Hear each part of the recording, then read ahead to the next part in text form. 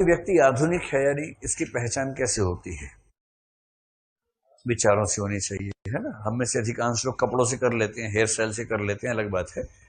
Dress से कर लेते हैं कि अगर किसी ने, जैसे किसी पुरुष ने कुर्ता पायजामा पहना है तो हम मान के चलते हैं कि मध्यकाल सीधा आधुनिक काल में उठ के आ गया है। और यदि उसने फटी जीन्स और टी शर्ट पहनी हो, टी शर्ट भी विंडोज वाली हो, 3-4 विंडोज वाली, तो अरे बाप रे बाप, 27वीं सदी का आदमी 21वें ही आ गया है। देखिए, तो हमें लगता है कि 600 साल आगे चल रहा है आदमी, यहाँ कैसे आ गया। ऐसी लड़कियों का है। दिल्ली विश्वविद्यालय में तो स्थापित मान्यता है कि कोई लड़की अगर सूट पहन के आ जाए, सलवार सूट, उसको औपचारिक नाम है बहन जी। औपचारिक नाम बहन जी चलता है कि ये बहन जी टाइप लड़की है। और कोई जीन्स टी शर्ट में हो, स्कर्ट में, तो कहेंगे हाँ ये आधुनिक लड़की है, आधुनिक काल की लड़की है। तो आजकल दिल्ली विश्वविद्यालय में ऐसी छवि हो गई कि कोई लड़की बेचारी सूट शौक से ही पहनना चाहे तो इस खौफ में कि मुझे बहन जी मान लिया जाएगा और फिर मुझे इलेक्शन लड़वा दिया जाएगा बसपा से, इस दबाव में वो बेचारी सूट पहनती नहीं है। उसको बहन जी कहलाने का इतना खौफ है। कौन बहन जी कहलाना चाहेगा इस उम्र में? भाई कोई नहीं चाहेगा। लोग चाहते हैं कि उनको स्मार्ट माना जाए, काहे बहन जी माना जाए। तो कपड़ों से बहुत कुछ तय हो जाता है। लेकिन तब भी आधुनिकता की सही पहचान किस चीज से होगी? खोपड़ी से, विचारों से, चिंतन से। और चिंतन का मतलब है कि आपको सोचने में डाउट होना चाहिए, संदेह होना चाहिए।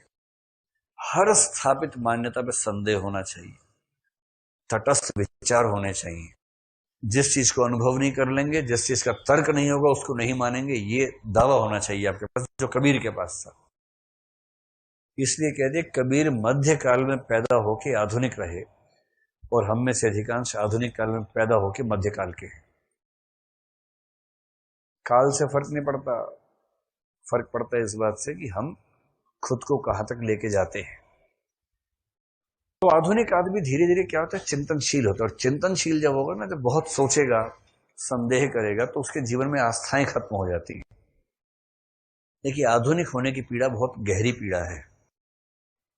अच्छी बात तो यह कि इस सब चक्कर में कोई ना ही पड़े, क्योंकि संतुष्ट सुअर होने में सुख तो है ही, कुछ भी कहो। आप किसी सुअर के चेहरे पर यह भाव नहीं देखेंगे कि मैं बहुत दुखी हूं।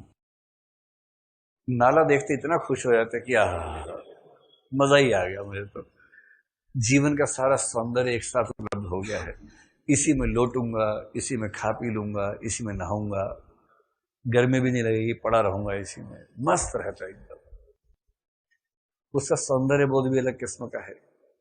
उसे फर्क ही नहीं पड़ता उसका मुंह कैसा हो गया है, एक पूरी साइड में कीचड़ लगा है, एक तरफ सफेद है, एक तरफ काला हो गया है, फर्क ही नहीं पड़ता है।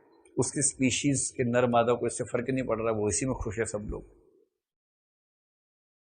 लेकिन सुअर सुअर ही होता है, कितना ही पाउट रेडीमेड बना हो उसका, लेकिन रहेगा तो सुअर ही, है ना। वो मनुष्य तो हो नहीं जाएगा, इंसान होने का अपना मजा है। तो अगर आप आधुनिक नहीं है तो आप खुश रहेंगे। जैसे आप में से अधिकांश की माताएं, अगर वो बहुत ज्यादा पढ़ी लिखी नहीं है, तो उनको बहुत वैचारिक द्वंद्व नहीं होते होंगे।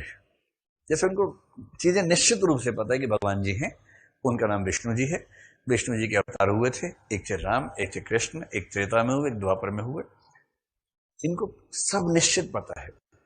सीता जी थी इनकी, वैसे तो राधा के साथ था अफेयर, लेकिन वो अलग बात है कि शादी नहीं हो पाई। आजकल भी नहीं हो पाती, कई बार अफेयर टूट जाता है, कोई बात नहीं। सब निश्चित पता है, कोई डाउट नहीं है। हनुमान जी वानर जैसे दिखते थे, क्या थे, डाउट नहीं है। भगवान के भक्त है तो वानर में भी शक्ति आ गई। सूर्य निकल लिया तो क्या हो गया? सूर्य निकल लिया तो। जहां आप संदेह होना शुरू हुआ, आप आधुनिक होने शुरू हो गए। और जहां संदेह होना शुरू हुआ, आपकी जिंदगी चौपट होनी शुरू हुई।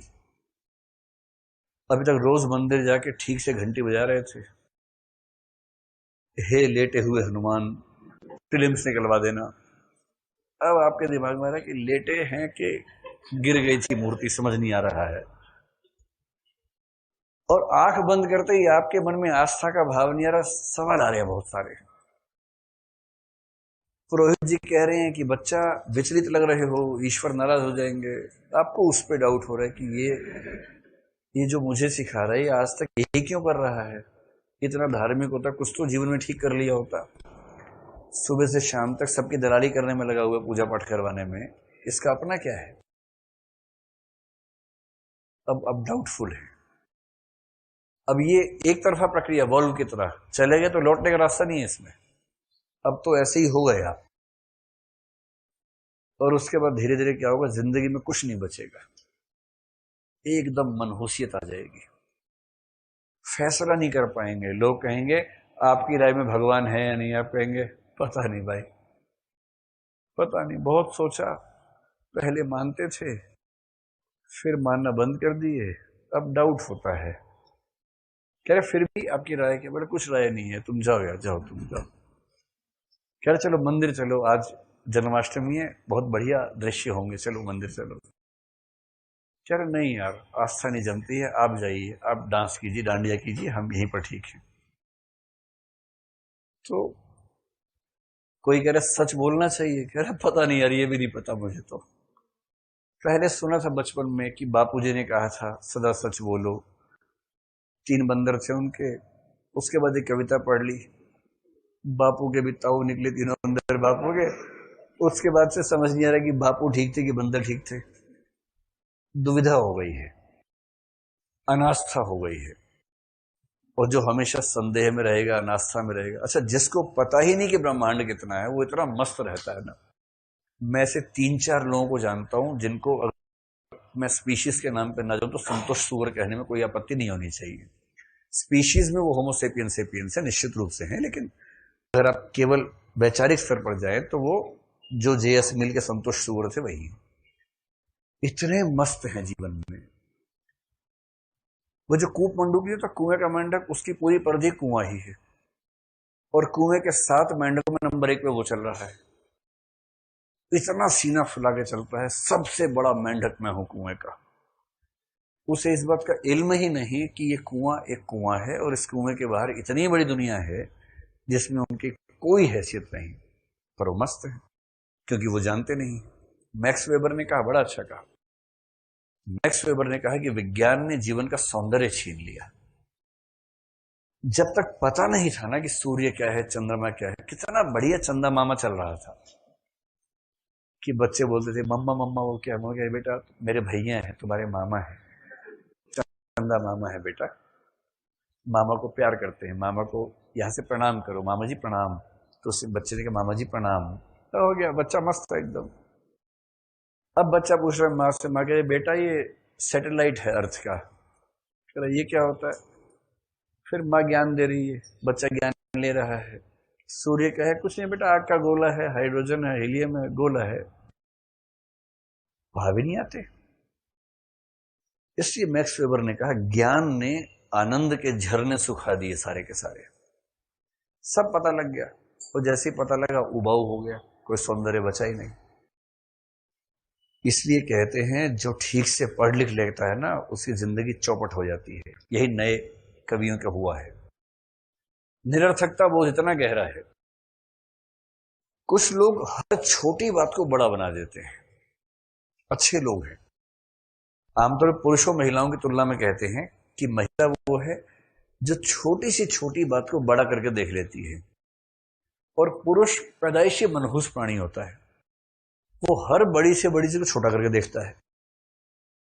जैसे पति पत्नी, उनका 1 या 2 बच्चे हैं। अब महिला इसी में खुश हो जाएगी, आज हमारे बच्चे ने पहली बार 1 कदम चला। पुरुष सोच रहे तो क्या हो गया, सारी दुनिया चल रही है, क्या हो गया इसमें। अरे अरे शर्म नहीं आती, पहली बार चला है 1 कदम। 1 हफ्ते बाद आज 2 कदम चला है, इसी में एकदम खुश, इतनी खुश है भाई। एक फूल खिल गया गमले में, उसी में 3 दिन खुश, फूल खिल गया।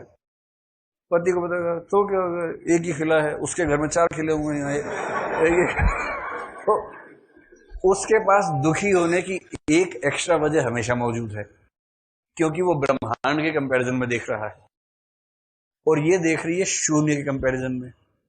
बहुत छोटे स्तर पर खुश रहेगी हमेशा। इसलिए महिलाओं में खुशी का इंडेक्स, जबकि उनका जीवन पुरुषों से खराब होता है, उसके बाद भी खुशी का इंडेक्स आमतौर पर बेहतर रहता है। और पुरुषों को जीवन के अवसर, चुनौतियां, सुविधाएं ज्यादा हैं, उसके बाद भी मनहूसियत का आलम भी उनके अंदर ज्यादा रहता है। हमेशा प्रतिस्पर्धा में दुनिया को हरा देना है, दुनिया को दिखा देना है। और कितना भी दिखा लीजिए, आप 4 को दिखाएंगे, 2 आपको भी दिखा देंगे, क्योंकि खुले मैदान में युद्ध में कोई एक जीतेगा नहीं, सब जीतेंगे, थोड़ा थोड़ा जीतेंगे, और एक हमेशा चलने वाली प्रतिस्पर्धा में रहेंगे। और जब जब खुश होने का मौका आएगा, तब तब अपने बेहतर से तुलना करके उस खुशी को आग लगा देंगे।